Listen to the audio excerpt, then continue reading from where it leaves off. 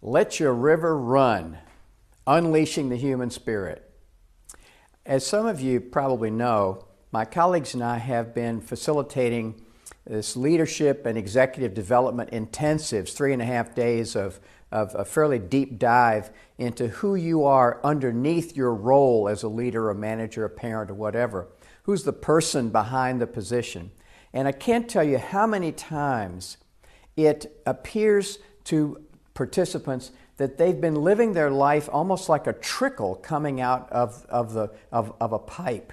There's so much more to who they are, but everything that they do, everything that they say has to go through certain gates. So that, for instance, first gate might be, is this going to hurt anybody's feelings? Or another gate might be, is this going to make me look stupid? Or is this going to be too much for the people around me? And there are all these gates that we were programmed with when we were very little. We learned early on, oh, I better be really careful about this, I better be careful about that. So the result is that every time who we are goes through one of these gates, it truncates, it makes us a little less of who we are, so that what comes out is just this trickle. And so the world is actually not getting all of who we are, when really underneath that, there's this raging river of energy and creativity and insight and presence and love and power, and all the stuff that we're trying to have in life is in there. We're just not letting it out. There's a river inside of us that really wants to run in every situation. So this is very, very simple. It's hard to do, but it's simple.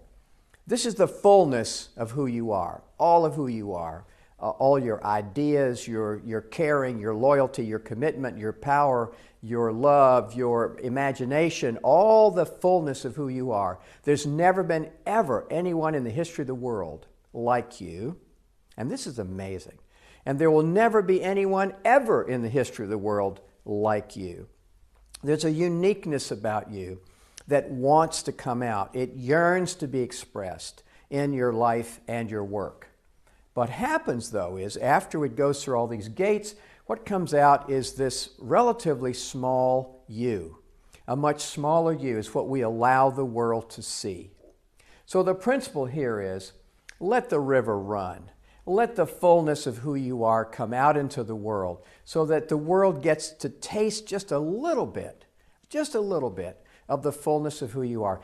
Think about, before you go into the next meeting or the next phone call, or the next conversation, how can I let a little bit more of my river run in this situation? See if you can't gradually increase the flow of who you are out into the world until your spirit is unleashed in all of its fullness.